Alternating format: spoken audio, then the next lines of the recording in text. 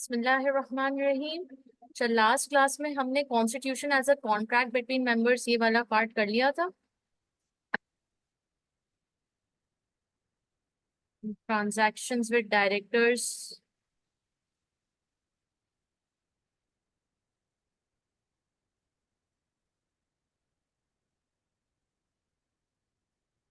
Okay, इसको जरा सा हमने अल्ट्रा वाइज देखा था उसके बाद। ठीक है, इसको रिव्यू करते हुए आते हैं इस चैप्टर को। Constitution of a company. Constitution of a company, company की कॉन्स्टिट्यूशन किस डॉक्यूमेंट को कहते हैं या किसको कहते हैं? Article of association. Articles of Association. So Articles of Association is known as the constitution of the company, यानी कंपनी से रिलेटेड जितने भी पॉलिसीज, रूल्स, रेगुलेशंस, लॉज, वो सब कहाँ लिखा होगा? Articles of association. और उसी से मिलता जुलता एक और डॉक्यूमेंट है जिसको हम कहते हैं मेमोरेंडम ऑफ एसोसिएशन। ये वो डॉक्यूमेंट है जिसमें पहली दफा जितने लोग इन्वॉल्व हैं इस आइडिया के लिए या इस विजन के पीछे, वो सब अपना नाम लिख रहे होते हैं और पर्पस लिख रहे होते हैं कि हम ये कंपनी क्यों बनाना चाहते हैं। That's the memorandum and articles is the constitution. Next हम पढ़ रहे थे कि आर्टिकल्स में चेंजेस क्या हम कर सकते हैं या नहीं कर सकते, ऑल्टरेशंस हो सकती हैं या नहीं हो सकती। तो यस, हो सकती है but by special resolution. And कुछ पॉइंटर्स ऐसे होते हैं कि जिसको आप स्पेशल रेजोल्यूशन से भी चेंज नहीं कर सकते, उसमें आपको एंटायर कंपनी का चाहिए बोर्ड, तब जाके वो चेंज हो सकता है। तो ये इस तरह के जो रूल्स एंड लेकिन रेगुलेशन। मॉडल आर्टिकल में भी अल्ट्रेशन हो सकती है। किसमें? अगर हम मॉडल मॉडल आर्टिकल रखते हैं मॉडल तो आर्टिकल। हम उसमें भी अल्ट्रेशन कर सकते हैं। Exactly, I am coming to that. Model articles basically वो आर्टिकल्स हैं जो रेडीमेड एक तरह से तैयार हैं, आपने उठाया और अपने पास कॉपी पेस्ट कर दिया, दैट्स ऑल। उसमें भी आप कुछ ऐड ऑन कर सकते हैं, कुछ ऑल्टर कर सकते हैं जैसे आप चाहें, but that should not go against the law. कोई भी ऐसी बात आप आर्टिकल्स में अगर डालेंगे जो उस कंट्री के लॉ के अगेंस्ट होगी तो वो ऑटोमेटिकली नलिफाई हो जाएगा, वॉइड हो जाएगा। ठीक है? It should not conflict with the companies act, it should not conflict with any law, it should not be illegal, anything which is illegal, and also it should not be taking away the rights right. Of the minority in the company. अगर उस एक की वजह से, उस एक clause की वजह से या उस एक पॉलिसी की वजह से अगर कोई सेक्शन ऑफ द कंपनी ऐसा फील कर रही है कि उनके साथ इनजस्टिस हो रहा है, इनडिस्क्रिमिनेशन हो रही है, तो फिर वो चीज को भी हम एड्रेस करेंगे और वो चीज भी ज्यादा दिन प्रोलॉन्ग नहीं कर सकती। ठीक है? फिर हमें देखना है कि क्या जो ऑल्टरेशन है या चेंज है, is it in the benefit of the company or not, is it acting bona fide or not. तो जब वो एक्टिंग बोनाफाइड होगा या इन द बेनिफिट होगा फॉर द कंपनी तो वो ठीक है, लेकिन अगर वो in the benefit of the company नहीं होगा तो फिर वो क्या होगा भाई, फिर उसको आप एक्सेप्ट नहीं कर सकते उस ऑल्टरेशन को। राइट। नेक्स्ट हमने आगे एक्सपल्शन ऑफ माइनॉरिटीज, हमने देखा कि भाई माइनॉरिटीज को किस तरह डायरेक्टर्स रिमूव कर देते हैं ऑफिस से बाय ऑल्टरिंग द आर्टिकल। मतलब डायरेक्टली तो वो डिस्क्रिमिनेट करेंगे तो हाईलाइट हो जाएगा ना कि फला डायरेक्टर ने फला कम्युनिटी के साथ इस तरह बिहेव किया, या फला ने उसके साथ उसको बोला कि नौकरी छोड़ के चले जाओ। ठीक है? तो ये सारी चीजें बहुत ज्यादा हाईलाइट लाइमलाइट में आ जाएंगी। But when you just change the article a little bit, play with the words, then what is going to happen that directly the limelight will not be coming on the director. But अरे वो तो articles में लिखा है ना ऐसा, अरे वो तो आर्टिकल्स में लिखा है जिसकी वजह से हो। सो यू नो, तो बाज़ अक़ात ऐसी चीजें इग्नोर भी हो जाती हैं जो कि क्योंकि माइनॉरिटी वाले लोगों के साथ ये हो रहा होता है नाइंसाफी, और माइनॉरिटी बाज़ अक़ात खामोश हो जाती है, इग्नोर कर देती है या कंपनी छोड़ के चली जाती है। तीन ऑप्शन है, क्योंकि चौथा ऑप्शन ये है कि आप कोर्ट का दरवाजा खटखटाएं, you stand up for yourself, which is of course time taking, stressful, giving you a stretch, and also lots अगर आप कोर्ट में जा रहे हैं तो फिर तो पैसे भी लगेंगे आपके। तो बहुत सारे लोग ये सब they don't want to take up so much of mess, so they rather feel easy कि हम कंपनी छोड़ देते हैं, हम कहीं और चले जाते हैं। फिर माइनॉरिटी का एक माइंडसेट भी होता है, यार हमारी कौन सुनेगा, ये बड़े लोग हैं, हम अगर कोर्ट चले भी जाएं तो ये पैसे वाले हैं, ये सबको दे के पैसा चुप करा देंगे, मुंह बंद करा देंगे, हमारी कौन सुनने वाला है। सच हम कंपनी या तो छोड़ देते हैं अगर नाकाबिले बर्दाश्त है, और अगर बर्दाश्त के काबिल है तो फिर करते रहे, यहाँ पे क्या कर सकते हैं, मजबूरी। तो ये भी इस राइट। तरह का भी माइंडसेट सामने देखने को मिलता है। Next, filing of alteration. Filing of alteration यानी 15 दिन के अंदर अंदर रजिस्ट्रार को आपने जाके इन्फॉर्म करना है कि भाई ये हमने ऑल्टर किया है। Interaction of statute and articles. Statute और आर्टिकल्स का इंटरैक्शन में यही बात बताई जा रही है कि आपके आर्टिकल्स में ऐसी कोई बात नहीं हो सकती जो कंपनीज एक्ट के खिलाफ हो या फिर जो उस मुल्क के कानून के खिलाफ हो। अगर दोनों में से किसी एक के भी खिलाफ होंगे तो फिर कंपनीज एक्ट विल ओवरराइड या फिर law will override. Next, company right. Objects and capacity. Companies objects are its aims and purpose of course, and अगर कोई कंपनी एंटर कर रही है into a contract which is outside its object, outside the scope, then it is called ultra vires. However, the rights of the third parties to the contract are protected. अब यहाँ पे company ए है and यहाँ पे है mister x, ठीक है। Company A has entered into a contract with mister x. Company A is basically a firm which is providing audit services, ठीक है, ऑडिट सर्विसेज प्रोवाइड करती है, ऑडिट एंड एश्योरेंस। बट इस कंपनी ने mister x से वादा कर लिया है कि हम ना ही सिर्फ आपका ऑडिट और एश्योरेंस करेंगे बल्कि आपके इंटरनल ऑडिट डिपार्टमेंट में अपने 2 बंदे वहां लगा देंगे आपको हेल्प आउट करने के लिए, ताकि आप उनसे सारा काम ले सकें। या हम अपने 2 ऑडिटर्स आपके पास ट्रेनिंग्स करवाने के लिए भेजेंगे आपके एम्प्लॉयज की। तो यानी इन्होंने सिर्फ ऑडिट सर्विस की जगह पे ट्रेनिंग्स वगैरह की सर्विसेज भी देनी शुरू कर दी है, जो कि officially they are not, they don't have this objective. उनका ऑब्जेक्टिव ट्रेनिंग्स देना नहीं है, उनका ऑब्जेक्टिव सिर्फ अपनी ऑडिट और एश्योरेंस सर्विसेज प्रोवाइड करना है कंपनीज को। Why are they sending their auditors to give trainings to their employees? No, they can't. If they are offering anything which is outside their scope as the company, outside their objectives and purpose, it is called ultra vires.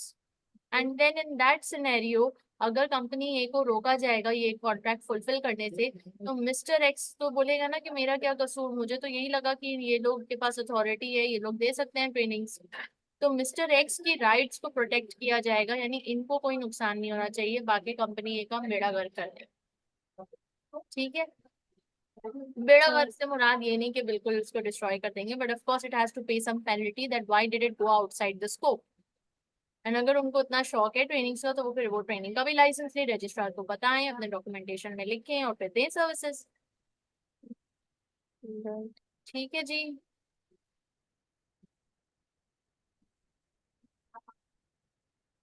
Next, आगे बढ़ रही हैं, transactions with directors. बाजुकात companies जो हैं, देखो company के साथ director की क्या ट्रांजैक्शन है। आई थिंक जस्ट एक ही ट्रांजैक्शन होती है कि वो सैलरी पे करती है कंपनी डायरेक्टर को, यस और नो। बट इसके अलावा भी और बहुत कुछ हो सकता है, यानी कि कंपनी अपना कोई एसेट डायरेक्टर को बेच दे, या डायरेक्टर अपना कोई एसेट कंपनी को बेच दे, या फिर डायरेक्टर कुछ शेयर्स खरीद ले कंपनी के, या फिर डायरेक्टर अपनी जगह ऑफर कर दे कि आप यहाँ पे कारोबार कर लें, मेरा पुराना घर रखा हुआ है, आप उसका मुझे किराया देते रहे।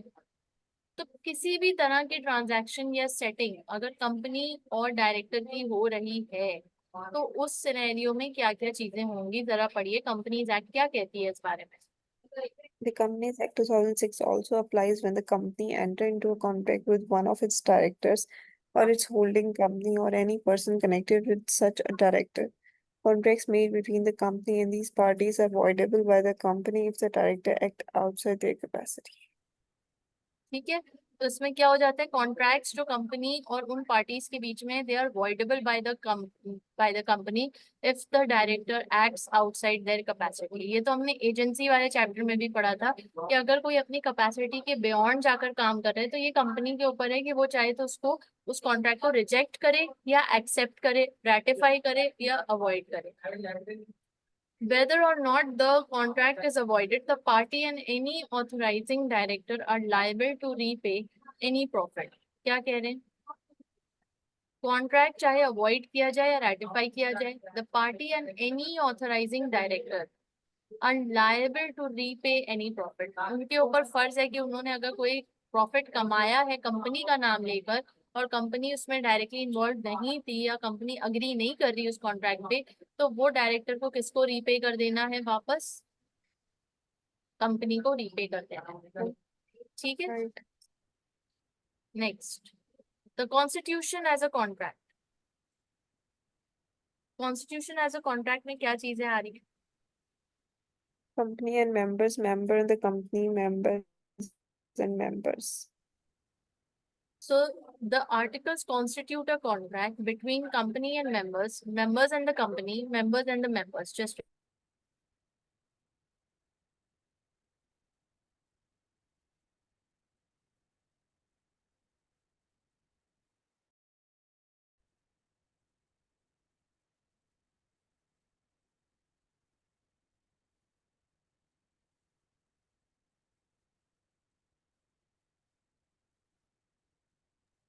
right. So it constitutes a contract between the company and the members and the company and the members and the members. The articles do not constitute a contract between the company and third parties or members in a capacity other than as members. क्या कह रहे हैं कि वैसे तो articles एक constitution की तरह, but it is a contract, it's kind of a contract between company and the members, between members and the company and members, ठीक है? It is not a contract between company and a third party. ये third party और company के दरमियान contract नहीं है, बल्कि जितने भी कंपनी के इनसाइड या इंटरनल स्टेक होल्डर्स हैं उनके साथ कॉन्ट्रैक्ट है। ठीक है। Next, effect, a company's constitution binds, वही अगेन वही तीनों चीजें लिखी हैं। It does not bind the company to the third parties. अच्छा जी, constitution as a contract between members, जरा पढ़ें। The Companies Act gives to the Constitution contractual effect between A, the company, and the B, its member. Individually, it can impose a contract on the members in their dealing with each other. Right, इसका case पढ़ते हैं, facts.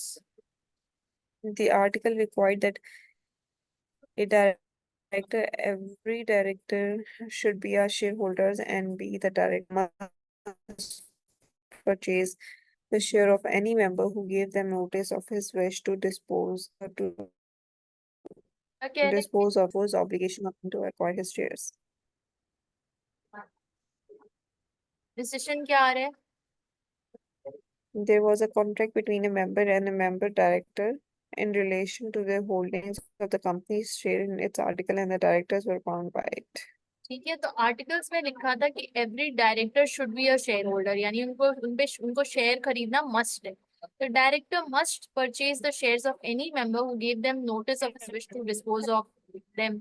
यानी कि अगर कोई member ने आके expressly बोला है कि भाई मैं बेचना चाह रहा हूँ शेयर्स, तो किसी एक डायरेक्टर को चाहिए कि वो उसके शेयर्स खरीद ले। The directors, however, denied that a member could enforce the obligation on them to acquire his shares. यानी उसने कहा कि नहीं, उसने कहा मैं खरीद लूंगा, बट फिर 2 दिन बाद उसने खरीदे नहीं, तो मेंबर ने केस कर दिया डायरेक्टर पे कि इसने तो लिया नहीं मुझसे शेयर्स। तो क्या ये केस वैलिड है? तो डायरेक्टर ने कहा कि भाई मेरा और इसका कोई कॉन्ट्रैक्ट थोड़ी था। तो बात क्या पता चली? That there is a contract between member and member directors in relation to their holdings of the company shares in its articles. So that's a contract between members. Member का आपस में है contract, physically हो नहीं हो, automatically articles of association के शक्ल में मौजूद है। ठीक है। Next, constitution as a supplement to contracts। क्या हम AOA पे ही रिलाई करें और बोले ये इनफ है और कोई एक्सटर्नल कॉन्ट्रैक्ट बनाने की जरूरत ही नहीं है? क्या ये सही बात है? जरा पढ़िए। The Constitution can be used to establish the terms of a contract existing elsewhere. If an outsider make a separate contract with a company and the contract contain no specific term on a particular point with the Constitution does, then the contract is deemed to incorporate the Constitution to that extent. All right, यहाँ पे ये बात हो रही है, If, however, incorporates एक minute, यहाँ पे ये बात हो रही है कि मिस्टर ए मिस्टर बी का आपस में एक कॉन्ट्रैक्ट था और उसमें फर्ज करो 5 टर्म्स लिखे हुए थे, 1 2 3 4 5। ठीक है। अब सीन ये हुआ कि कोई एक ऐसा बहुत इंपॉर्टेंट टर्म था जो ए कंपनी चाह रही थी कि वो होता कॉन्ट्रैक्ट में, बट वो कॉन्ट्रैक्ट में नहीं है। तो अब ए कंपनी क्या करेगी, ए कंपनी अपने आर्टिकल्स ऑफ एसोसिएशन को चेक करेगी क्या उसमें वो पॉइंट है।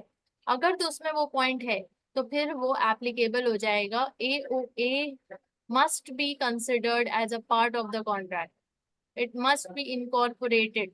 क्यों? क्योंकि ये कॉन्स्टिट्यूशन है कंपनी का, इसमें जो लिखा है वो उनको ओबे या अप्लाई या फॉलो करना ही करना है। ठीक है जी, बात समझ आ रही है यहाँ तक? Yes. Next,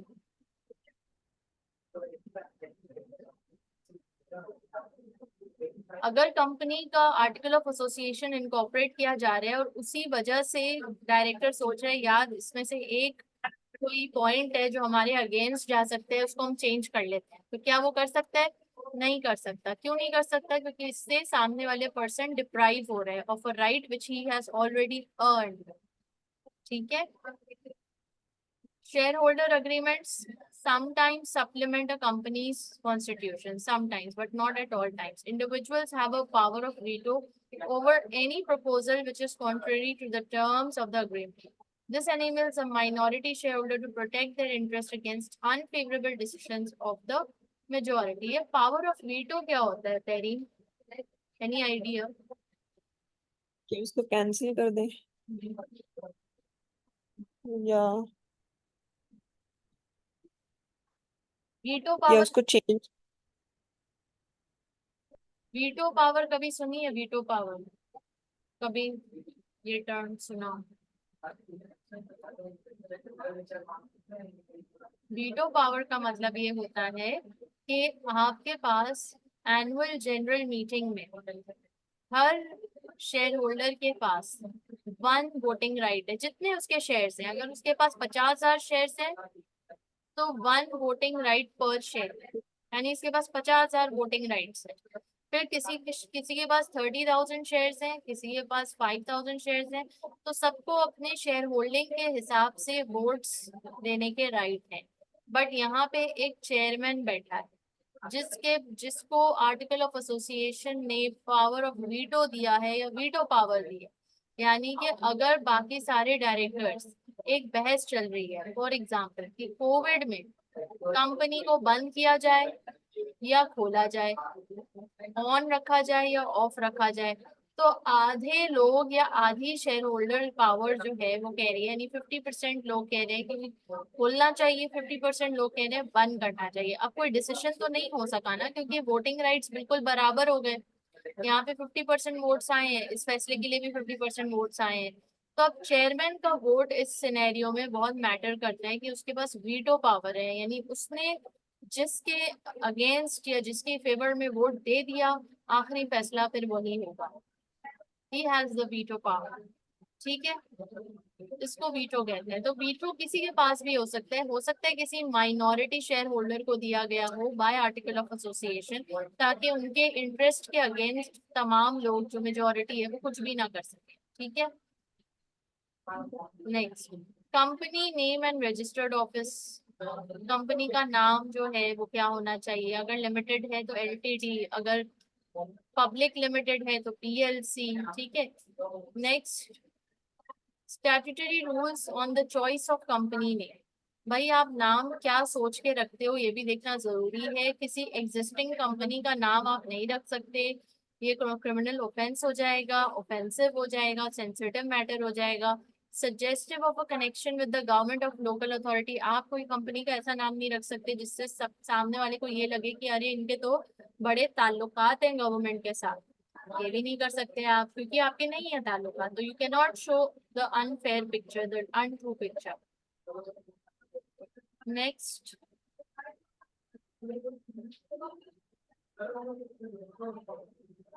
omission of the word limited.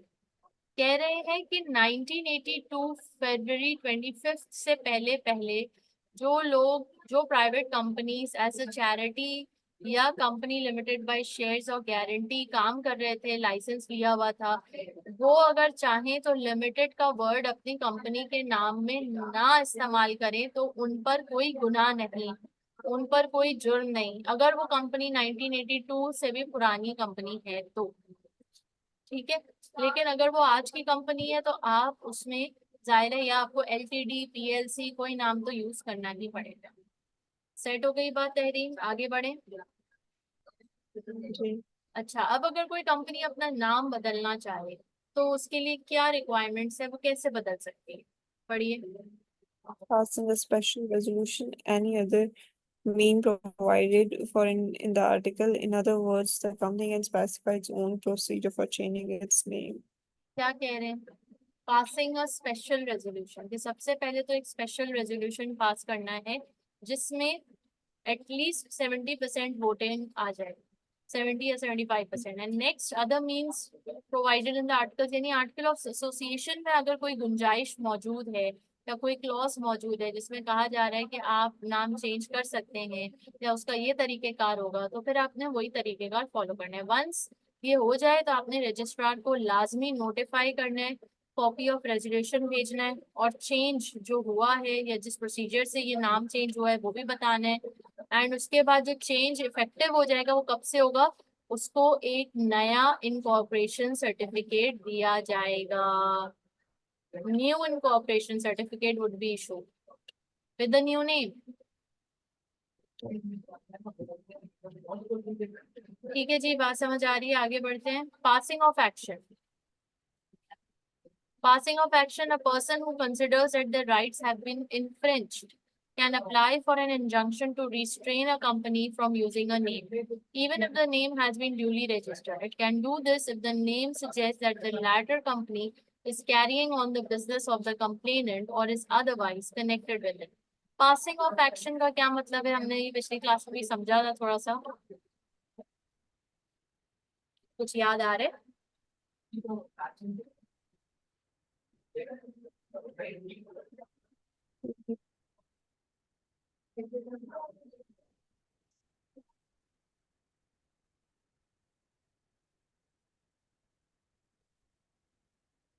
All right, passing of action का मतलब है कि जहां पर आप एक पर्सन हो और आप सोच रहे हो कि मैं कंपनी स्टार्ट करता हूँ, कौन सी?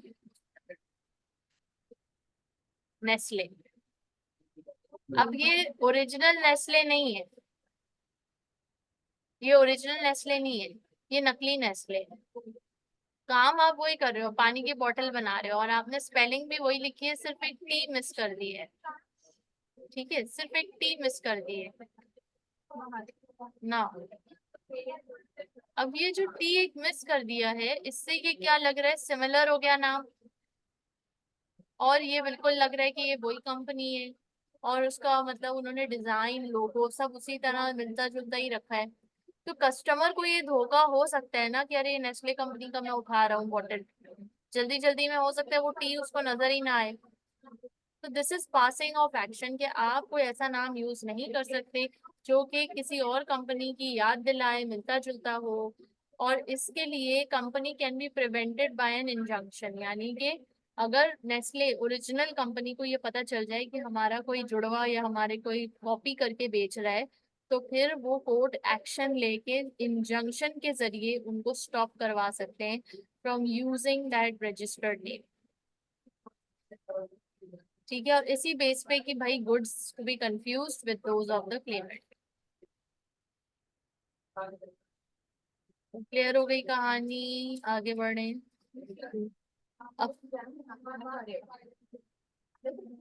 Appeal to the company names adjudicators. क्या कह रहे हैं? Appeal to the company names adjudicators. पढ़िए। A company which, A company which feels that another company name is too similar to its own may object to the company name's adjudicators under the Companies Act. Adjudicators will review the case and within 90 days make their decision and provides the reason for it in public. In most cases, the adjudicator will require the offending company to change its name to one which does not breach the rule. In some cases, the adjudicator may determine the new name. An appeal against a decision may be made in court. The court may revise the adjudicator's decision from it and may even determine a new name. ठीक है, वही वाली बात है, कह रहे हैं कि फिर रिव्यू द केस और 90 डेज के अंदर अंदर उन्होंने फैसला कर दिया। Publication of the company's name. Company's name must appear legibly, conspicuously, बाहर ऑफिस के बाहर लगा होना चाहिए. On all business letters, order forms, notices, official publications, on all receipts, invoices, on all bills of exchange, promissory notes, checks, orders, on its website. ये सारी चीजें. Next, business names other than the corporate name. क्या कह रहे हैं? Business का जो नाम है other than the corporate name used by company which is different from the company's corporate name and by firm which is different from the name of the proprietor or the partners. नाम वो इस्तेमाल करें जो आपके director का नाम ना हो, कोई पार्टनर का नाम ना हो, कोई प्रोप्राइटर का नाम ना हो. It should be the company name. ठीक है.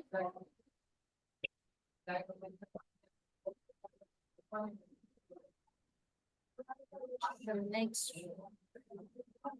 ठीक है, यहाँ पे हमारी कहानी खत्म होती है. कोई बात जो ना समझ आ रही हो? नहीं है. यस. परफेक्ट. जरा क्विक क्विज कीजिए.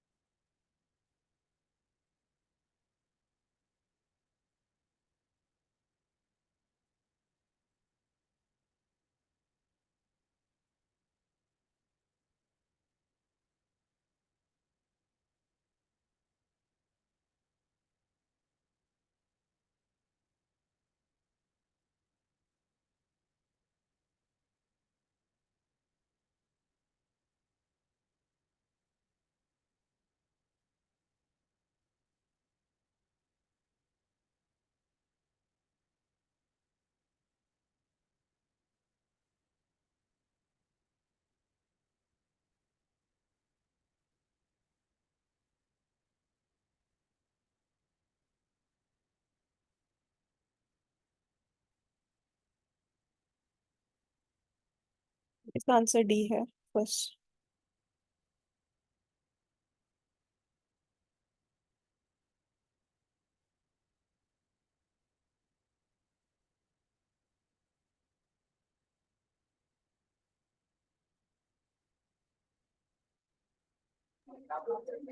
चले, क्या कह रहे हैं? फर्स्ट आंसर क्या आ रहा है आपका? डी. यस. तेरीन, फर्स्ट का क्या जवाब बताया आपने? D.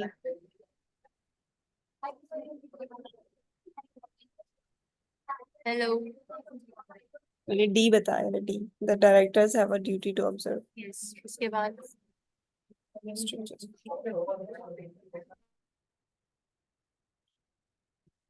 Special resolution.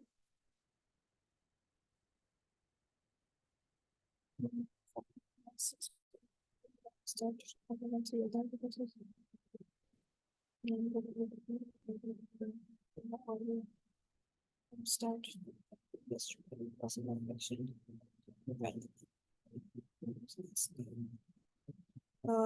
True.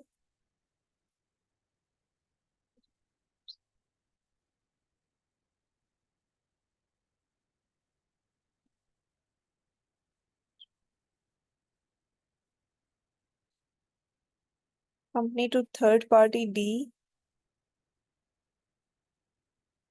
D. D. Not B.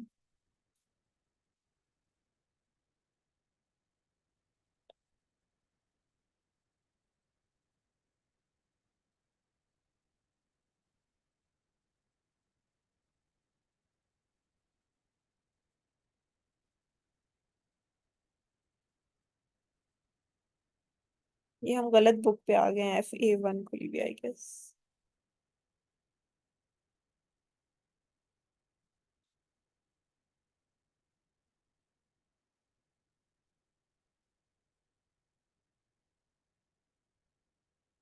Fourth का D.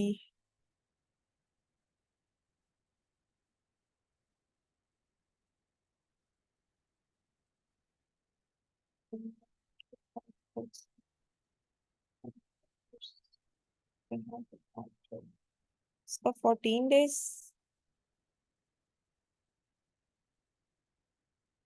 14A. Answer is A, C, and D. Second is Okay. A. Third is false. Fourth is A, B, and C are correct. And fifth is B. ठीक है, तो ये गलत क्यों होगा? A B C तीन option select करने थे, आपने क्वेश्चन में सिर्फ एक ही सिलेक्ट किया. Which of the following persons are not bound to one another by the constitution? So company to the third parties is correct. ठीक है, डी इज द आंसर यहाँ पे. Members B is incorrect. तो यहाँ पे आपने B का answer दिया था. Set D over here, right? B. The act may be restrained by the which of the following हमें statements is or और are करेक्ट correct? That करना means था ना. you can mark more than one option. One. Okay, मैंने D सिर्फ option correct किया था.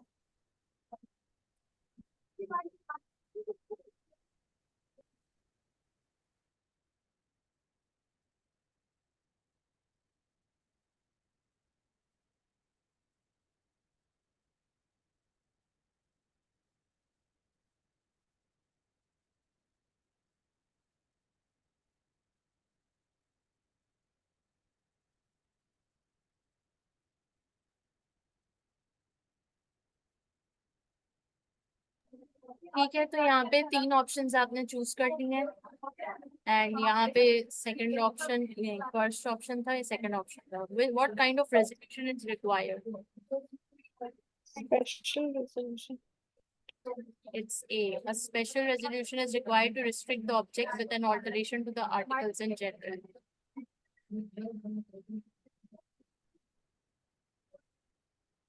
ठीक है, देन यहाँ पे ये आंसर फॉल्स है. ये सही है, ये भी सही. कोई सवाल यहाँ तक? समझ. अच्छा जी, अब हमारे कौन कौन से चैप्टर्स रह गए हैं? नहीं, ये कर लिया, ये कर लिया, ये सारे हो गए अल्हम्दुलिल्लाह. ये पूरा रहता है share capital, loan capital, company directors, ये हो गया है, ये हो गया है. ऐसा ही है. जी. और इसमें भी हमने सब कवर कर लिया है. ये भी cover कर लिया. मिस शमशा, आपने टेस्ट लिया था तहरीम का? क्या रिजल्ट आया?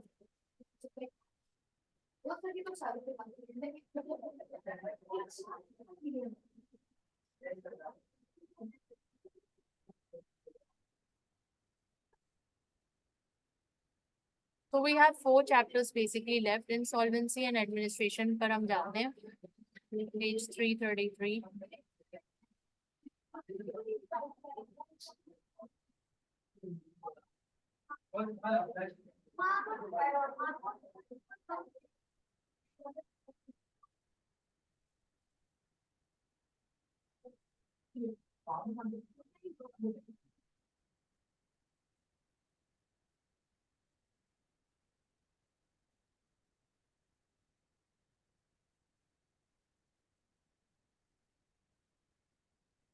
All right, insolvency and administration.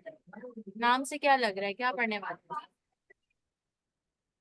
Insolvency जब कंपनी बंद हो रही होती है, लिक्विडेट हो रही होती है.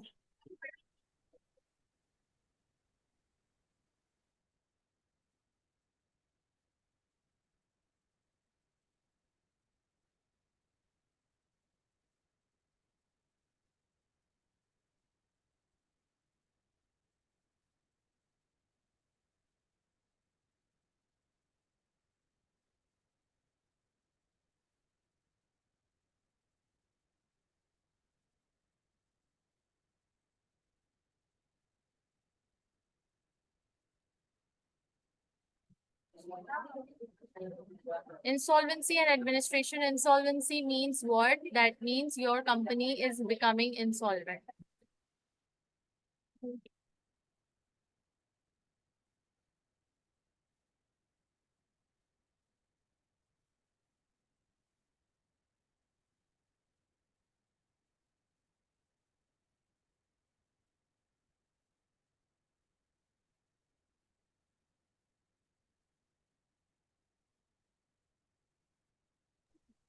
So company is basically saying that it is becoming insolvent, and why it's becoming insolvent, क्या reason होता है insolvency के पीछे?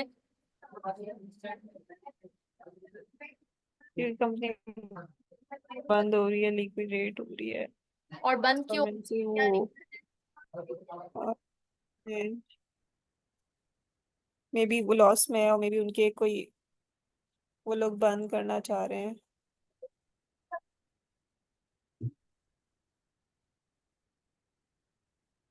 पैसे खत्म हो गए, ठीक है, इसकी वजह से इंसॉल्वेंट हो गई। अब हम आगे बढ़ रहे हैं, इसके टॉपिक में डाइव इन करते हैं। What is liquidation, voluntary liquidation, compulsory liquidation, differences between compulsory and voluntary liquidation, saving a company administration. So first, what is liquidation, पढ़िए। Liquidation is the dissolution or winding up of a company. Liquidation, Liquidation means जी, पढ़िए। liquidation means that a company must be dissolved and its affair wound up or brought to an end.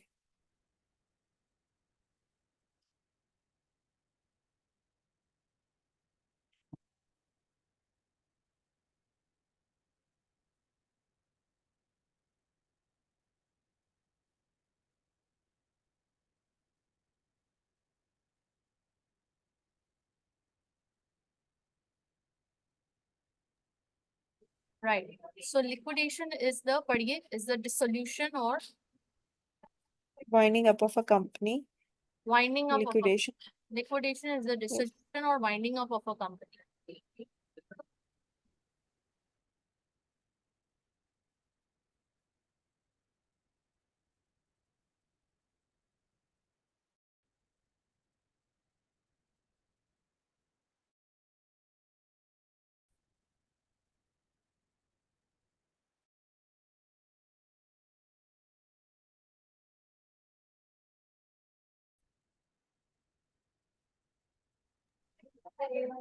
Liquidation is the dissolution or winding up of a company.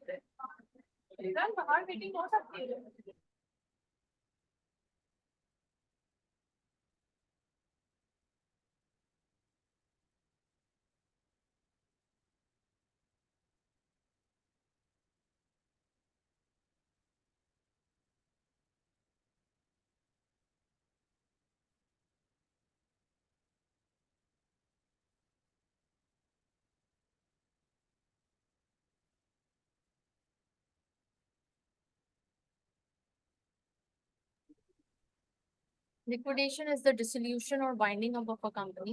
Liquidation means that the company must be dissolved and its affairs wound up or brought to an end. The assets are realized, debts are paid out of proceeds, and any surplus amounts are returned to members. Liquidation leads on to dissolution of the company. It is sometimes referred to as winding up. क्या कह रहे हैं यहाँ पे?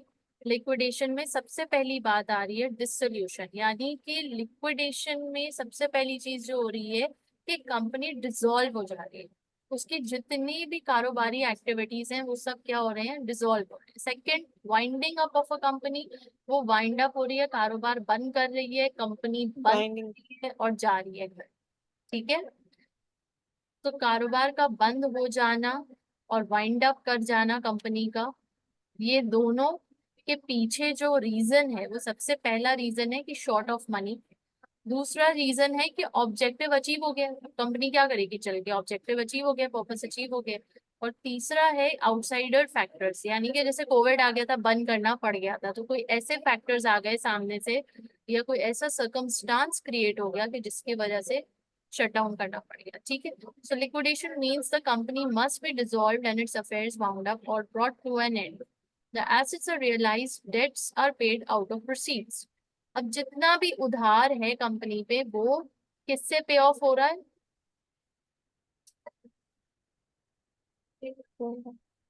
Proceeds से, और कोई भी जो अमाउंट जो रह गई है बस। वो प्रोसीड से पे ऑफ हो रहा है। वो प्रोसीड्स कहाँ से आ रहे हैं?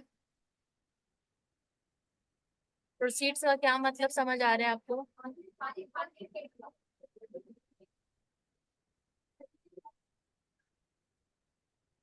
जो एसेट्स वगैरह हमने बेच दिए हैं, और जो बाकी चीजें हमारे पास मतलब लाइक चीजें रह गई हैं, उनको बेच कर ये चीजें प्रोसीड्स बन जाती है। जी बिल्कुल, जो एसेट्स बेच कर आप अपने डेट्स पे ऑफ करो।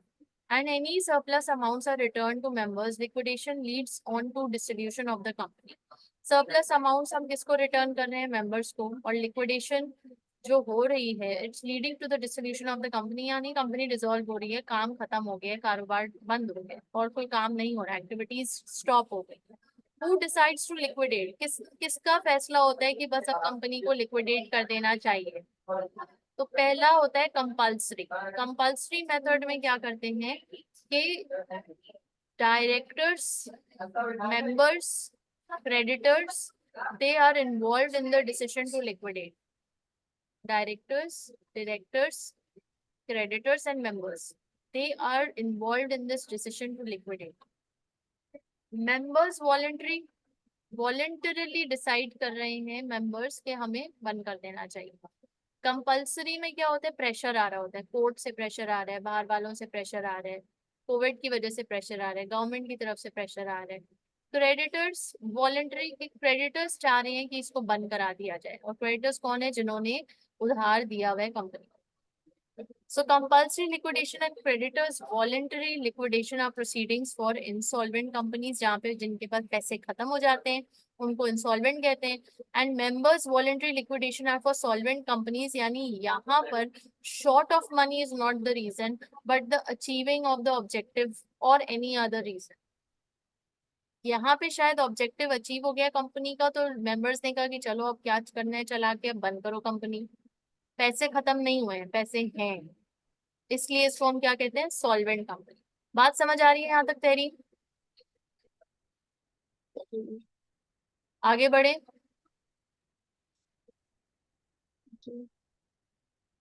So this is very important. Members voluntary winding up if company is solvent and creditors voluntary winding up if company is insolvent.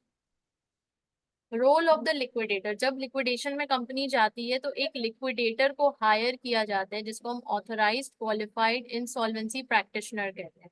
Is the authorised qualified insolvency practitioner.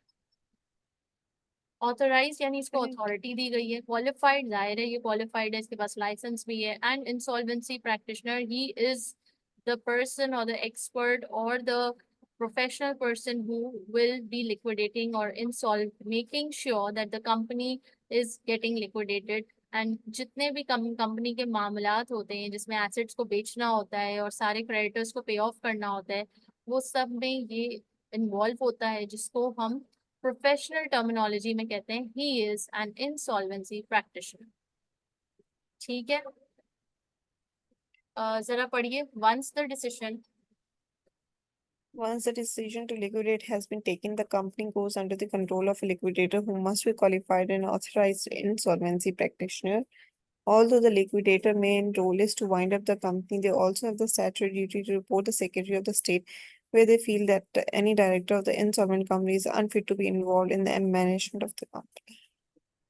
क्या कह रहे हैं कि once the decision to liquidate has been taken, the company goes under the control of a liquidator who must be qualified and authorized insolvency practitioner।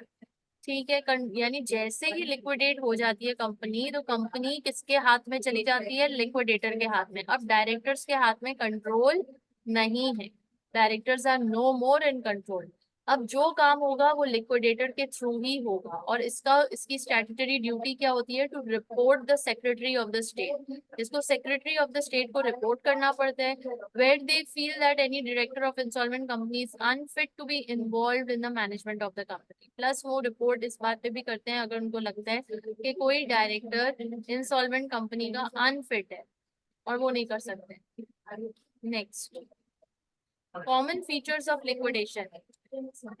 Common features of liquidations पढ़िए। Once insolvency procedure has been commenced, share trading must cease. The company document must state that the company is in liquidation and the director's power to manage cease. क्या No share dealing of members are allowed. Share trading must cease, stop हो जानी चाहिए। यानी stock market में अगर कोई shares है company के तो वो भी स्टॉप हो जाएंगे, फ्रीज हो जाएंगे। कोई ना खरीद सकता है इस कंपनी के शेयर्स, कोई ना बेच सकता है। The company documents must state that the company is in liquidation. जो कंपनी के कागजात हैं उसमें भी ये आ जाना चाहिए कि कंपनी लिक्विडेशन के प्रोसीजर में एंटर हो चुकी है। एंड डायरेक्टर की पावर भी सीज हो जाती है, स्टॉप हो जाती है। नेक्स्ट, तो यहाँ पे वही 3 बुलेट फॉर्म में लिखा हुआ है। वॉलेंट्री लिक्विडेशन किसे कहते हैं? Now, winding up is a voluntary where decision is to wind up is taken with the company's member. Although if the company is insolvent, the creditor will be heavily involved in the proceedings. So winding up is voluntary, where the decision to wind up is taken by members. Although if the company is insolvent, the creditors will be heavily involved in the proceedings. अगर company का पैसा खत्म हो गया है तो फिर creditors involve फौरी तौर पे हो जाते हैं, कंपनी को बोलने की भी जरूरत नहीं होती। And then it becomes a creditors voluntary winding up rather than a members. तो हमें पता है मेंबर्स में पैसे खत्म नहीं हुए और क्रेडिटर्स में पैसे खत्म हुए। Next, winding up appointment of liquidator. Members में कौन करेगा? मेंबर। क्रेडिटर में कौन करेगा? Nominated by members subject to approval by creditors. Nominate कौन कर रहे हैं? मेंबर कर रहे हैं, बट क्रेडिटर ही के पास फाइनल डिसीजन है। Approval for liquidators actions, general meeting of members, liquidation committee. यहाँ पर लिक्विडेशन कमेटी नहीं होगी, यहाँ पर up to 5 representatives of creditors. ठीक है। नेक्स्ट, मेंबर्स वॉलेंट्री लिक्विडेशन पढ़िए। In order to be a member, winding up the directors must make a declaration of solvency. It is a criminal offense to make a declaration of solvency without a reasonable ground. Types of resolution to be passed: ordinary. There is a rare, but if the articles specify liquidation at a certain point, only an ordinary resolution is required. Special, a company may resolve to be wound up by special resolution. Right, यानी कि अगर article of association में ये चीज mentioned है कि members voluntary liquidation कब होनी है, कोई डेट फिक्स्ड है कि हमें 5 साल चलानी है कंपनी, 5 साल बाद हम बंद कर देंगे और 5 साल बाद हमारा ऑब्जेक्टिव अचीव हो जाना चाहिए, अगर ऐसी कोई बात आर्टिकल्स में लिखी है तो आपको सिर्फ एक ऑर्डिनरी रेजोल्यूशन चाहिए, स्पेशल की जरूरत नहीं है। और अगर ऐसी कोई भी बात नहीं लिखी हुई आर्टिकल्स में तो फिर आपको स्पेशल रेजोल्यूशन चाहिए टू बी बाउंड अप। ठीक है। इन्फॉर्म करना है रजिस्ट्रार को with in 15 days. Declaration of solvency ये क्या होती है? पढ़िए। Voluntary winding up is a member voluntarily winding up only if the directors make and deliver to the registrar a declaration of solvency. This is statutory declaration that the directors have made full inquiry into the affairs of the company and are of the opinion that it will be able to pay its debts within a specified period not exceeding 12 months. क्या कह रहे हैं? फिर हमें declaration of solvency registrar को देनी है और Voluntary winding up is a member's voluntary winding up if only the directors make and deliver to the registrar a declaration of solvency। यानी कि एक मेंबर्स वॉलेंट्री वाइंडिंग अप तभी start हो सकती है जब रजिस्ट्रार को आप एक डेक्लेरेशन डॉक्यूमेंट सबमिट करेंगे जिसको हम कहते हैं डेक्लेरेशन ऑफ सॉल्वेंसी। यानी कि आपको ये बताना पड़ेगा कि हमारे पास पैसे खत्म नहीं हुए हैं, हमारे पास पैसे हैं, हम कोई और रीजन की वजह से वाइंड अप करना चाह रहे हैं। So this is a statutory declaration that the directors have made full inquiry into the affairs of the company and are of the opinion that it will be able to pay its debts within a specified period not exceeding 12 months. So statutory declaration में directors full inquiry into the affairs of the company में क्या चल रहा है और क्या वो पे कर सकते हैं debts within a specified period, यानी 1 साल के अंदर अंदर तो ही वो ये डेक्लेरेशन दे सकते हैं। 1 साल के अंदर अंदर अगर वो तमाम अपने डेट्स, अपने तमाम लाइबिलिटीज पे ऑफ कर सकते हैं तो मतलब वो सॉल्वेंट कंपनी है। ठीक है। और declaration is made by all directors, point to be noted, सारे डायरेक्टर्स को उसका साइन होना चाहिए उस डॉक्यूमेंट पे कि यस हमारे पास पैसे हैं, हमारे पास पैसे हैं, हम पे ऑफ कर सकते हैं विद इन अ ईयर। ठीक है जी। नेक्स्ट, द डिक्लेरेशन इंक्लूड्स, पढ़िएगा ये 3 पॉइंट्स जिसमें डिक्लेरेशन में क्या क्या मेंशन्ड है। The declaration is made by all the directors, or if there are more than two directors by a majority. Uh, the declaration include a statement of the company's asset and liabilities as at least practicable date before the declaration is made. The declaration must be made not more than 5 weeks before the resolution to wind up is passed and delivered to the registrar within 15 days of the meeting. ठीक है, क्या कह रहे हैं? ये declaration सारे directors देंगे और नंबर 2, उसमें डिक्लेरेशन में स्टेटमेंट ऑफ कंपनी एसेट और उसकी लाइबिलिटीज दिखानी है सारी लाइबिलिटीज और एसेट्स मेंशन्ड होंगे उसमें। एंड लास्टली और, और उसके 5 वीक्स जो है ना वाइंड अप से 5 वीक्स से पहले हमें डिक्लेरेशन सबमिट करानी है। not more than 5 weeks before the resolution to wind up is passed। Resolution के पास होने से पहले पहले ये डेक्लेरेशन 5 हफ्ते पहले से बना हुआ होना चाहिए और 15 दिनों के अंदर अंदर after the meeting of resolution registrar के पास पहुंच जाना चाहिए। Next, it is a criminal offense punishable by fine or imprisonment for a director to make a declaration of solvency without having reasonable grounds for it। यानी अगर आपने झूठा statement दिया, declaration of solvency दी, तो ये एक criminal offense माना जाता है। It is punishable by law। And if the company proves to be insolvent, they will have to justify their previous declaration। कि अभी अगर पता चल गया है कि कंपनी पास पैसे नहीं है, तो जो पहले उन्होंने डेक्लेरेशन स्टेटमेंट दिया वो किस बेस पे दिया, क्या जस्टिफिकेशन दी, उनको बताना पड़ेगा। Next, the liquidator calls special and annual general meetings of contributories members to whom they report।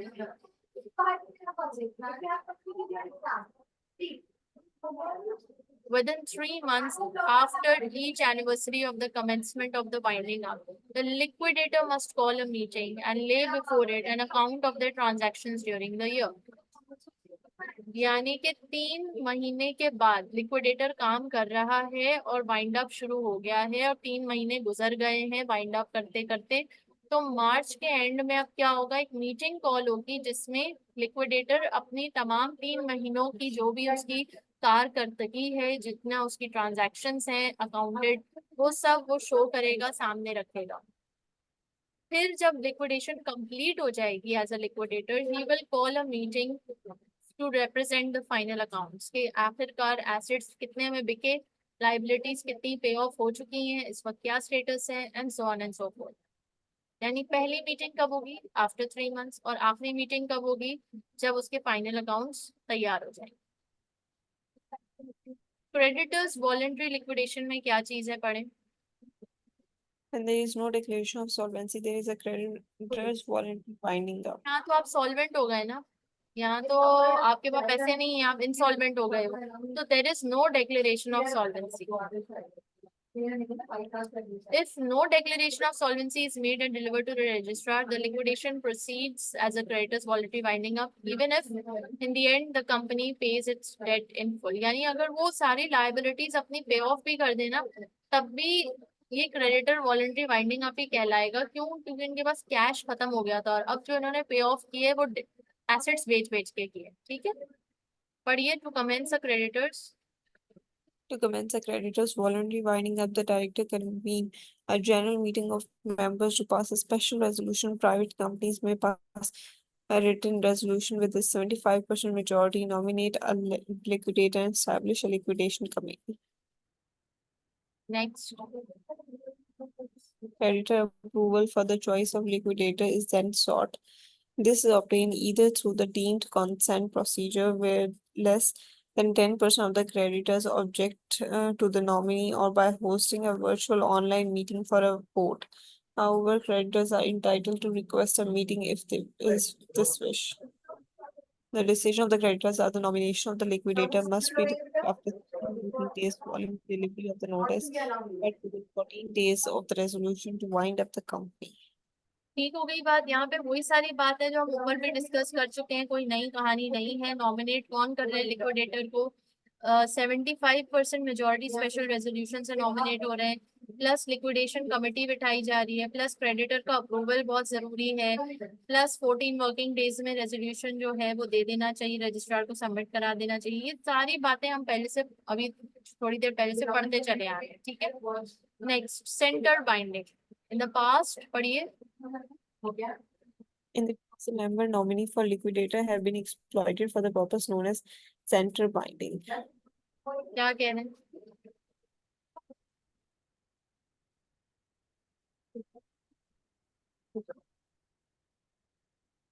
नहीं In the समझ आई। past, the member's nominee for liquidator has been exploited for the purpose known as center binding। अच्छा, इसमें होता ये है ना कि जब members nominate करते हैं अपने किसी बंदे को एज अ liquidator, तो जाहिर है liquidator members का नुमाइंदा कहलाया जा रहा होता है, और हो सकता है वो बायसनेस करे, हो सकता है कि वो members के कहने पर सारी assets को कहाँ कहाँ बेच रहा हो, स्पेसिफिकली बेच रहा हो, तो उसको सेंटर बाइंडिंग कहते हैं। अब यहाँ पे केस आ गए, जरा पढ़िए। The fact the directors, The directors convene a general meeting without making a statutory declaration of solvency, but fail to call a creditor meeting for the same or the next day.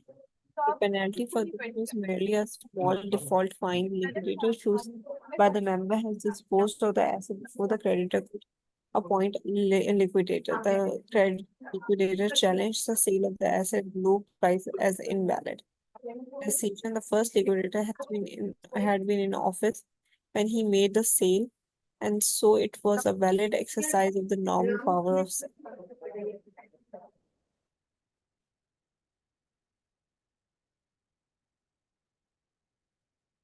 The first liquidator पढ़ लिया है। पढ़िए पूरा, decision भी पढ़े। The first liquidator has been in office when he made the sale, and so it was a valid exercise of the normal power of sale. तो basically यहाँ बात क्या हो रही है कि डायरेक्टर्स ने एक जनरल मीटिंग बुलाई और कोई स्टैट्यूटरी डिक्लेरेशन नहीं किया सॉल्वेंसी का, और but fail to call a creditors meeting, और क्रेडिटर कोई भी मीटिंग नहीं बुलाई, और फिर क्या हुआ? The penalty for this was merely a small default fine. इसकी पेनल्टी पे उसको एक छोटा सा फाइन देना पड़ गया। तो liquidator chosen by the members had disposed of the assets before the creditors could appoint a liquidator. यानी कि जो मेंबर्स ने लिक्विडेटर को अपॉइंट किया, नॉमिनेट किया, क्रेडिटर्स को पता भी नहीं चला, और उसने जाके सारे एसेट्स भी बेच डाले, और क्रेडिटर्स को बहुत बाद में मालूम चला कि क्या हुआ है। So the creditors liquidator challenge the sale of the assets. यानी जो क्रेडिटर ने फिर जो नुमाइंदा चूज किया था, लिक्विडेटर चूज किया था, उसने फिर चैलेंज किया कि जो आपके लिक्विडेटर ने एसेट सेल किए हैं वो लो प्राइस पे किए हैं और वो इनवैलिड है। तो फैसला क्या आया? The first liquidator had been in office when he made the sale, and so it was a valid exercise of the normal power of sale। यानी अब जो पहला लिक्विडेटर अपॉइंट हो चुका है, उसने जो कुछ भी किया वो सही है, वो उसके हिसाब से सही था। तुम बाद में आए हो तो फिर कुछ नहीं किया जा सकता उसमें। तो ये पहले लिक्विडेटर का तो पूरा जायज हक था, क्यों? क्योंकि उसको नॉमिनेट कर दिया गया था। ठीक है, तो वो ट्रांजैक्शन वैलिड थी। Next, in a centre binding transaction the assets are sold by an obliging liquidator। क्या कह रहे हैं? In a sender binding transaction, the assets are sold by an obliging liquidator to a new company formed by the members of the insolvent company। अब इसमें होता पता है क्या? इसमें इसमें घपला क्या हो रहा है, या सेंटर बाइंडिंग चीज क्या होती है? अब ये है डायरेक्टर ए, ठीक है। डायरेक्टर ए है, मेंबर है कंपनी का। कौन सी कंपनी का भैया? Company x. कंपनी एक्स के लिए डायरेक्टर ए और दूसरे डायरेक्टर्स या मेंबर्स ने मिलकर एक लिक्विडेटर को हायर किया जिसका नाम है वाई। अब वाई को इन्होंने बोला कि आप लिक्विडेट कर दें कंपनी को, तो वाई ने क्या किया? वाई ने इस कंपनी के एसेट्स किसको बेचे? कंपनी जेड को। और पता चला कि कंपनी जेड तो डायरेक्टर एक ही है, और वाई ने कंपनी जेड को कंपनी एक्स के एसेट्स बेच दिए सस्ते दामों में। बाद में पता चला कि वो तो डायरेक्टर एक ही कंपनी थी, तो ये तो घाटे का सौदा हुआ। सही है, क्योंकि अब ये नॉमिनेट भी इसी ने किया था, और फिर समझे कि director A is in complete operation and power, and he is guiding and instructing Y to do whatever about the assets. तो ये यहाँ पे इस प्रॉब्लम को कह रहे हैं centre binding. The purpose is to defeat the claims of the creditors at minimum cost and enable the same people to continue in business until the next insolvency supervenes. क्या कह रहे हैं कि पर्पस क्या है? To defeat the claims of creditors at minimum cost and enable same people to continue in business until the next insolvency supervenes. तो ये पूरा बेसिकली इनका कारोबार ही यही है कि इस कंपनी को बंद करवा दो, फिर नई कंपनी नई नाम से खोल लो, फिर उसको भी बंद करवा दो, फिर तीसरे को खोल लो। तो ये इनका धंधा इस तरह से चलता है। This is known as centre binding. कोई सवाल यहाँ तक?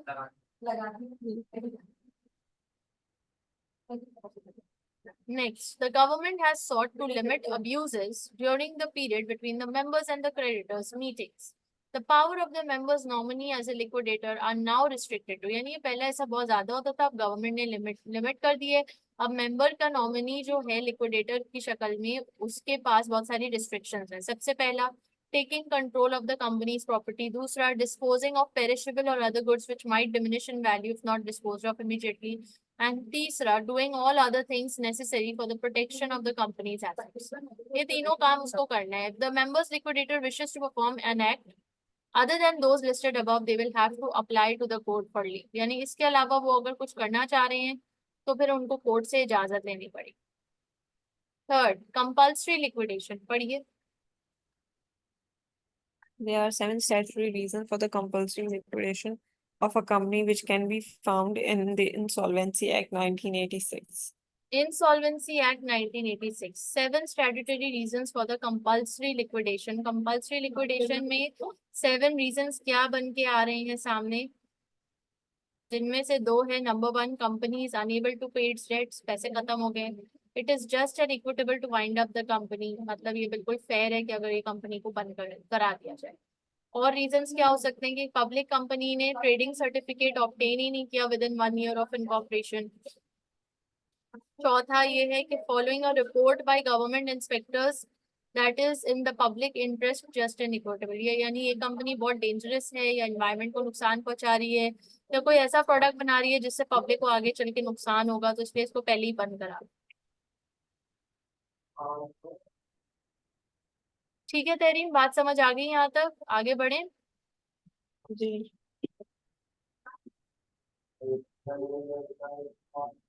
Company enable to pay its dates में अगेन वो सारी बातें हैं जो हम डिस्कस कर चुके हैं किसी ना किसी शक्ल में, तो इसलिए मैं इसको रिपीट नहीं कर रही, आप इसको गो थ्रू कर लीजिएगा। Just an equitable ground, obviously कोई ऐसा हो सकता है कि वो कंपनी इलीगल एक्टिविटी में इन्वॉल्व हो, कोई टेररिज्म हो रहा हो, कोई टेररिस्ट को बिलोंग करती हो, कोई भी ऐसा जस्ट एन इक्विटेबल ग्राउंड हो सकता है कि जिसकी वजह से कंपनी बंद करनी पड़ी है। कोविड का सिनेरियो आ गया है, so on and so forth. ठीक है।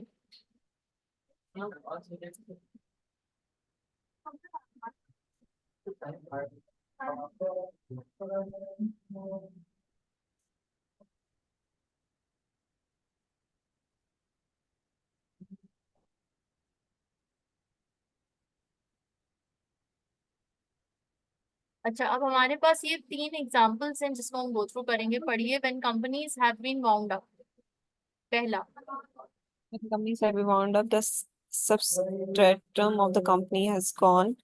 The only or main objects of the company, its underlying basis or substratum cannot be or can no longer be achieved. ठीक है, Effects. उसका जो मकसद था कंपनी का बनने का वो ऑलरेडी खत्म हो चुका है या वो वायलेट हो चुका है, जिसकी वजह से कंपनी का अब रहने का कोई फायदा नहीं है, उसको बंद करना ही बेहतर है। Second, The company was formed for an illegal or fraudulent purpose, or there is complete deadlock in the management of its ठीक है, affairs. बात समझ आ गई कि यहाँ पे इलीगल एक्टिविटी चल रही है, फ्रॉडुलेंट पर्पस है या फिर लॉक आ गया है, यानी कि 2 पार्टनर्स हैं, उनका आपस में झगड़ा हो गया और इतना झगड़ा हो गया कि अब बिजनेस का ही क्या ही करेंगे। ठीक है। Next, The understandings between member or director, which were the basis of the association, have been unfairly breached by lawful action. क्या कह रहे हैं कि अंडरस्टैंडिंग बिटवीन मेंबर्स और directors which were the basis of the association have been unfairly breached by lawful action. Breach हो गए, members और directors के बीच में जो अंडरस्टैंडिंग थी, जो भरोसा था, एतमाद था, ब्रीच हो गया। कोई उस कंपनी में पैसा नहीं लगाना चाह रही, तो ये सारे रीजंस हो सकते हैं। Next, other circumstances for compulsory liquidation, और क्या क्या रीजन हो सकते हैं? Number one, company passed special resolution, और ये स्पेशल रेजोल्यूशन में क्या आ रहा था कि it should be wound up by the court. Second, पढ़िए bullet. The company registered as a public limited company more than a year previously but has not yet been issued trading certificate. Next, The company is an old public company, a PLC that existed on before 22 December 1980 and has remained as a PLC since. Next, The company has not begun trading within a year of its incorporation, of its incorporation, or has suspended its trading for a whole year. A moratorium for a voluntary agreement arrangement for the company has passed, and no voluntary arrangement is in its place. ठीक हो गई कहानी। तो company passed special resolution, public limited company registered but did not get the trading certificate, old public company है, PLC का नाम exist नहीं कर रहा, not began trading within a year, suspended trading for a whole year, या फिर voluntary arrangement जो है वो पास हो गई है, and no voluntary arrangement is in place. तो ये 1 2 3 4 5 पॉइंट्स हैं या 5 सर्कमस्टांसेस हैं जिसपे कंपल्सरी यानी प्रेशर आ रहे हैं और उनको वाइंड अप करना पड़ रहा है, कोई और सूरत हाल नहीं। Proceedings for compulsory liquidation, proceedings यानी कि हम किस तरह से लिक्विडेशन में जा रहे होंगे। नंबर वन, पिटिशन में be presented by a member, किसी मेंबर को पिटिशन देना पड़ेगा कि हाँ बंद कराओ। कंपनी को इंसॉल्वेंट होना जरूरी है, या पैसे खत्म हो गए, या फिर कोई और फाइनेंशियल पोजीशन हालात खराब है। रजिस्टर्ड शेयर होल्डर जो हैं वो as a registered shareholder at least 6 to 18 months of the date of petition वो थे, प्रॉपर शेयर होल्डर थे जिन्होंने ये पिटिशन दी है। तो ये सूरत हाल होगी proceedings for compulsory liquidation. Provisional liquidator को हायर किया जाएगा। Official receiver is an officer of the court. Official receiver कौन होता है? Officer of the court. They are appointed as liquidator of any company order to be wound up by the court, यानी अगर court हुक्म दे रही है कि नहीं इसको वाइंड अप करो, तो फिर कोर्ट किसको भेजेगी? अपने ऑफिशियल रिसीवर को भेजेगी as a liquidator. Effects of an order for compulsory liquidation जरा पढ़ें। The effects of an order for a compulsory liquidation are the official receiver become liquidator. The liquidation is deemed to have a commenced at the time when the petition was first presented. Any disposition of the company's property and any transfer of its shares subsequent to the commencement of liquidation is void unless the court order otherwise. Any legal proceedings in progress against the company are halted and none may therefore thereafter begin unless the court gives leave. Any seizure of the company's asset after the commencement of the liquidation is void. The employees of the company are automatically dismissed. The liquidators assume the power of the management previously held by the directors.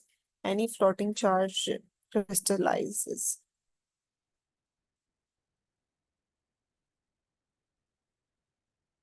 The तो इनमें official से receiver कौन सा point है जो नहीं समझ रहा है? ये any floating charge crystallizes मतलब फ्लोटिंग चार्ज हमने एक क्लास में समझा था ना, there is a difference between a fixed charge and a floating charge. जिसको हम कहते हैं कि आपने लोन लिया है और लोन के ऊपर फिर क्या चीज एज अ सिक्योरिटी रखवाई है। अगर आपने non current asset as a security रखवाया है तो उसको फिक्स चार्ज कहते हैं, और अगर current asset as a security रखवाया है तो उसको हम फ्लोटिंग चार्ज कहते हैं। तो फ्लोटिंग चार्ज क्रिस्टलाइजेस यानी कि सीज हो जाता है, क्योंकि अब आप लिक्विडेशन में चले गए हो, तो अब आप मजीद उस करंट एसेट को, इन्वेंट्री को ट्रेडिंग नहीं कर सकते, उससे ना बेच सकते हो ना खरीद सकते हो, जो जहां है वो एज इट इज है ना, और मंगवा सकते हो। तो फ्लोटिंग चार्ज क्या हो जाता है? क्रिस्टलाइज हो जाते हैं उसी वक्त वो। अब आपको अपने जाहिर क्रेडिटर को तो पे ऑफ करना है, तो वो अगर उसके ऊपर फ्लोटिंग चार्ज लगा हुआ है तो आपको उन एसेट्स को बेच कर उसको पे ऑफ करना पड़ेगा। क्रिस्टलाइज अगर हम कहें तो basically coming in effect, activate हो जाता। ठीक है, कमिंग इन इफेक्ट। क्लियर हो गया? आगे बढ़े, कोई और पॉइंट जो ना समझ आ रहा हो? ठीक है, आगे। Investigations by the official receiver, क्या क्या इन्वेस्टिगेशंस होंगी?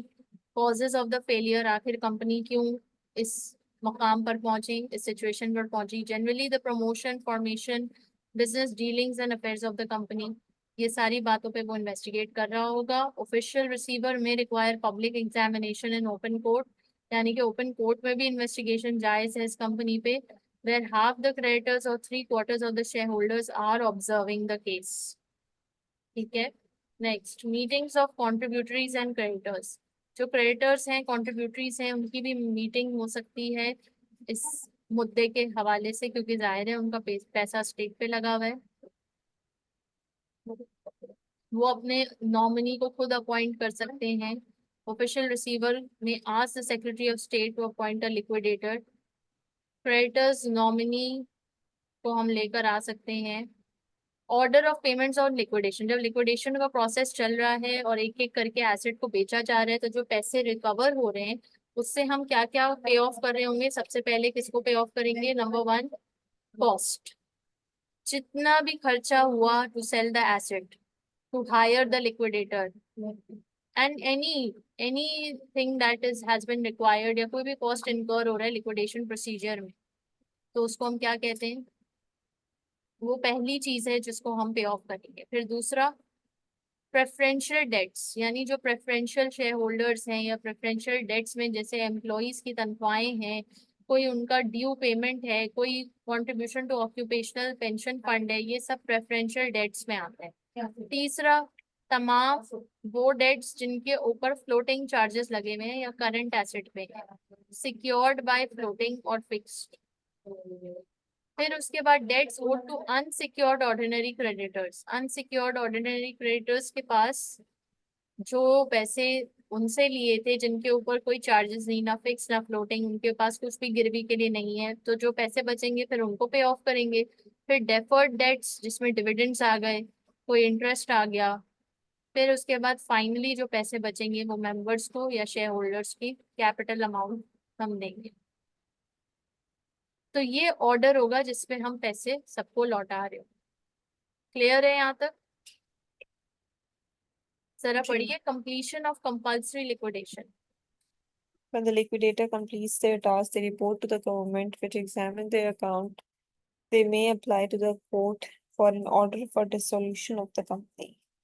An official receiver may also apply to the registrar for an early dissolution of the company if its realizable asset will not cover their expense and further investigation is not required.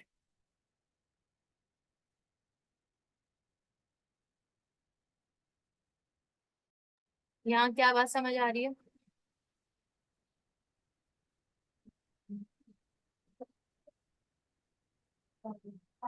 अब वो liquidator ने सब चीजें बना ली है, reports बना ली हैं, और वो जो है ना अब वो एक दे रहा है कोर्ट को कि वो अब देख ले और ऑर्डर जारी कर दे कि अब ये कंपनी खत्म हो गई है, डिसॉल्व हो गई है। सही है, कंपल्सरी लिक्विडेशन ऑर्डर बंद करवा रहे हैं, गवर्नमेंट इन्वॉल्व है, कोर्ट इन्वॉल्व है, तो बस यही बात हो रही है और तो कोई खास बात नहीं है यहाँ पे। Differences between compulsory and voluntary liquidation, compulsory और वॉलंटरी में डिफरेंस क्या है? अगेन वही सारी बातें जो हम कर चुके हैं। कंट्रोल पे बात हो रही है, कंट्रोल किसके पास है? वॉलंटरी में मेंबर्स के पास है और कंपल्सरी में क्रेडिटर्स के पास कंट्रोल है। टाइमिंग कितनी देर में हो रहा है? Resolution to wind up is passed, petition was presented। liquidator कौन होगा? official receiver plays no role in a voluntary winding up, members of creditors select or appoint the liquidator। फिर उसके बाद लीगल प्रोसीजिंग्स क्या होंगी? वॉलंटरी में no automatic stay of legal proceedings, however liquidator has a general right to apply to court to make any order which the court can make in compulsory liquidation। Management and staff कौन होगा? Liquidation में liquidator replaces the directors and not automatically dismissed, employees dismissed automatically नहीं हो जाते। तो ये सारे differences हैं। इसमें से कोई ऐसा पॉइंट जो ना समझ आया, क्योंकि हम काफी रिपीट कर चुके हैं पॉइंटर्स ऊपर भी, समझते हुए जी, कि समझ। मेंबर्स का क्या है, वॉलंटरी का क्या है। Just need to you saving a company administration, जरा पढ़ी। Administration is the method of saving a company liquidation under the Enterprises Act 2002. All right, enterprise act 2002 ये And कहती है कि भैया लिक्विडेशन से पहले एक चांस तो दो, आखिरी चांस एडमिनिस्ट्रेशन पे डालो, यानी कि आईसीयू में डालो कंपनी को, और आईसीयू में डॉक्टर्स को ट्राई तो करने दो कि एक दफा उसकी जान बचा लें, उसके बाद फिर देख लेंगे। जान बच जाती है तो अच्छी बात है, नहीं बचती तो फिर लिक्विडेट तो करना ही है, फिर मरना ही है, और क्या है। तो एडमिनिस्ट्रेशन में डालने के लिए एडमिनिस्ट्रेटर को अपॉइंट किया जाता है, जो डायरेक्टर्स के पास अब पावर नहीं होती, एडमिनिस्ट्रेटर के पास पावर होती है, और वो हर मुमकिन कोशिश करता है to rescue the company as a going concern.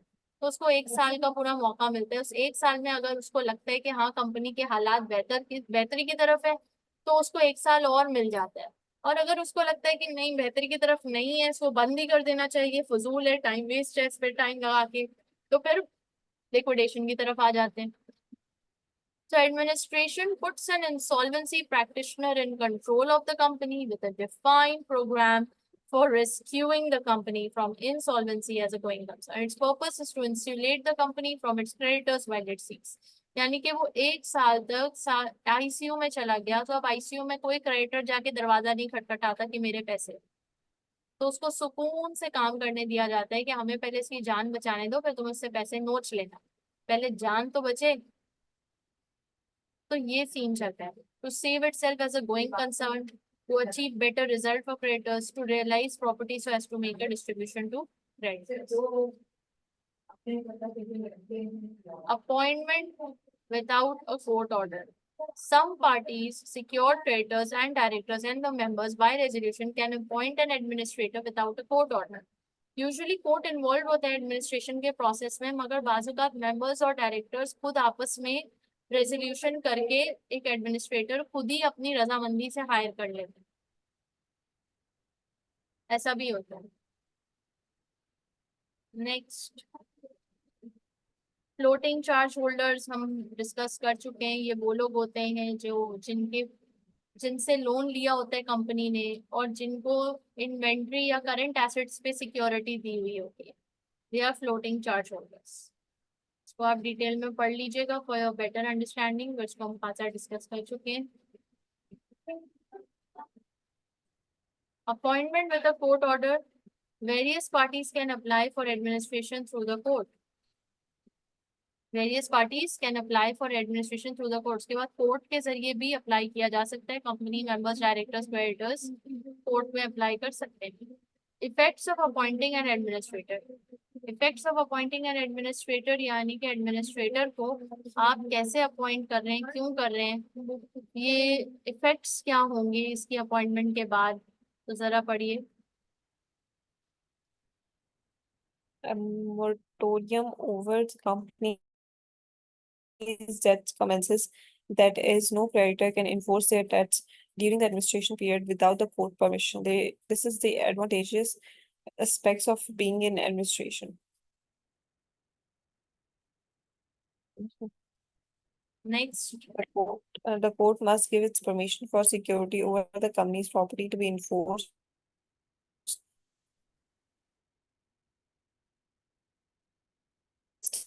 Goods held under hire purchase to be A landlord to conduct for features by peaceable and entry. commencement contribution of any legal process against the company. The power of management are subjugated to the authority of the administrators, and manager can only act with their consent. All outstanding petitions for winding up of the company are dismissed. Any administrative receiver in place must vacate office. No appointment to this position can be made. ठीक है, तो यहाँ पे कौन सा point है जो नहीं समझ आ रहा है इसमें, एडमिनिस्ट्रेटर को अपॉइंट करने के बाद होगा क्या। A moratorium over the company's debts commences. Moratorium basically पूरे इस प्रोसीजर को कि जिसमें भाई एसेट्स को बेचकर कंपनी के डेट्स उतारे जा रहे हैं, ये पूरा एक एक सेरेमनी की तरह है, जिसको मोरेटोरियम कहा जा रहा है, तो ये स्टार्ट हो जाता है।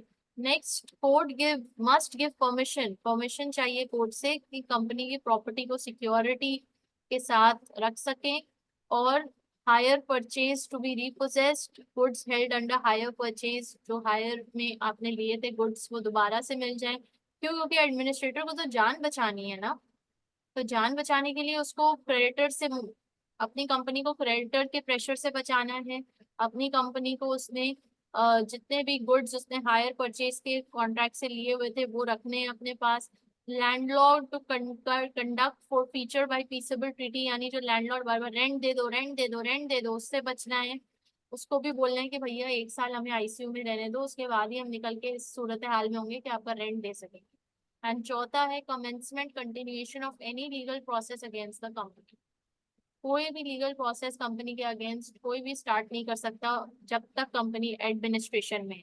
वो 1 साल तक आईसीयू में, उसके ऊपर कोई केस नहीं हो सकता, कोई क्रेडिटर्स का दरवाजा नहीं बजा सकता, कोई लैंडलॉर्ड उसको रेंट के लिए परेशान नहीं कर सकता। मतलब हर तरह से उसको अपनी दुनिया से सिक्योर कर ली, प्रोटेक्शन मिले, ताकि वो 1 साल रिकवर करे और फिर दोबारा जाके अपनी सारी चीजों को बहाल करे। The powers of management are subjugated, जो नॉर्मल मैनेजमेंट की पावर्स हैं उस वक्त सब सब सस्पेंड हो जाती हैं। All outstanding petitions for winding up are dismissed, wind up के जितने भी पिटिशंस थे रिक्वेस्ट थे वो सब डिसमिस कर दिए जाते हैं। And any administrative receiver in place must vacate office, no appointments to this position can be made, यानी कि एडमिनिस्ट्रेटिव रिसीवर जो है उसको अपनी जगह पे आना पड़ेगा और वहां पे संभालनी पड़ेंगी चीजें। तब तक के लिए कोई और री अपॉइंटमेंट्स नहीं हो सकती, उसको हटाया नहीं जा सकता उसकी जगह से। ठीक है।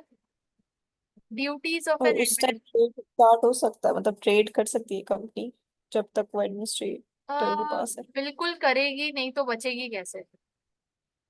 बिल्कुल करेगी, नहीं तो बचेगी कैसे, है ना।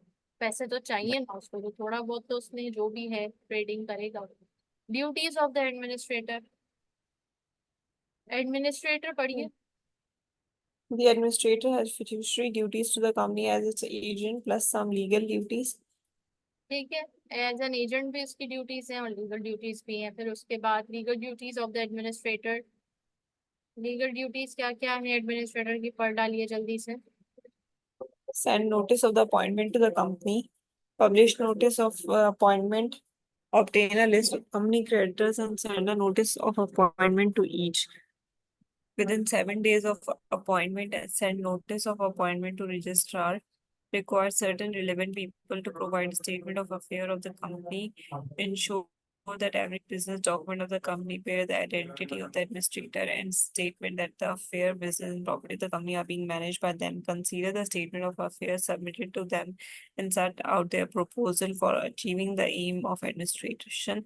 The proposal must be sent to the registrar and the company's creditor must be available to every member of the company as soon as it's reasonably practicable and within 8 weeks. While preparing the proposal, the administrator must manage the affair of the company. ठीक है, कोई ऐसा point जो नहीं समझ आया? समझ आ गया? Very good. Statement of affairs, it is prescribed.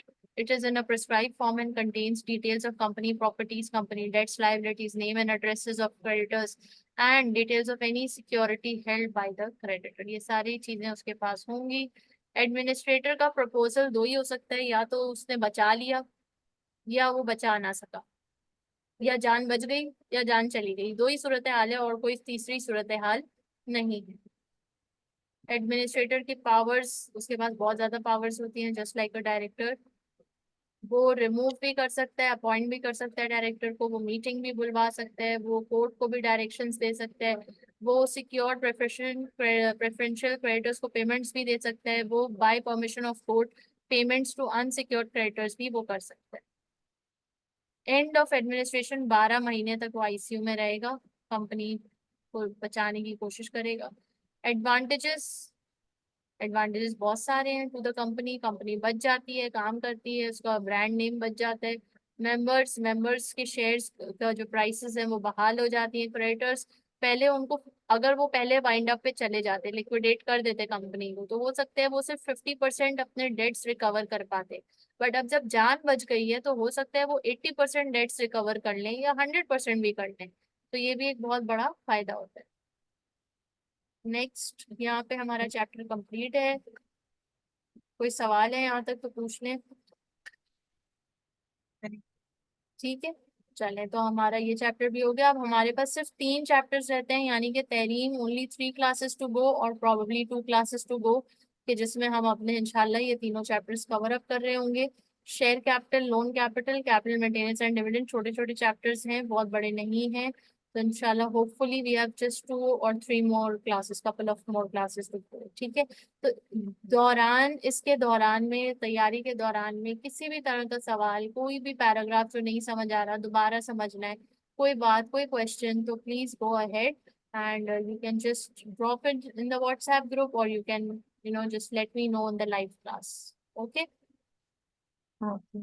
चलिए अपना बहुत सारा ख्याल रखें, इंशाल्लाह अगली क्लास में मुलाकात होगी। अल्लाह हाफिज। अल्लाह हाफिज।